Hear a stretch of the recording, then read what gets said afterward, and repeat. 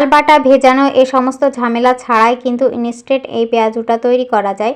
তো এটা যেমন খেতে মুচমুচে হয় তেমনই কিন্তু অসাধারণ স্বাদ হয়। আসসালামু আলাইকুম, সবাই কেমন আছেন? তো এখানে 1 কাপ পরিমাণ আমি মসুর ডাল খুব ভালো মতো ধুয়ে কিন্তু কিছুটা সিদ্ধ করে নিয়েছি, একেবারে 100% সিদ্ধ করি নাই। তো এখানে আমি হাফ কাপ পরিমাণ বেসন দিয়ে নিয়েছি, তারপর 1 টেবিল চামচ পরিমাণ কর্নফ্লাওয়ার, সামান্য পরিমাণ মরিচের দিয়ে নিয়েছি 1 চা চামচ পরিমাণ চাট মশলা, সামান্য একটু ধনিয়া গুঁড়া আর স্বাদ মতো লবণ।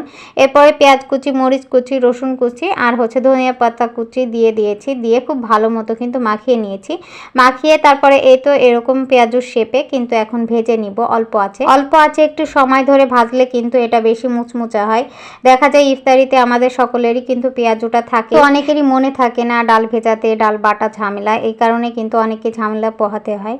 তো এইভাবে বানালে কিন্তু ইনস্ট্যান্ট পেঁয়াজুটা বানিয়ে নিতে পারবেন। তো সবাই ভালো থাকবেন। আসসালামু আলাইকুম।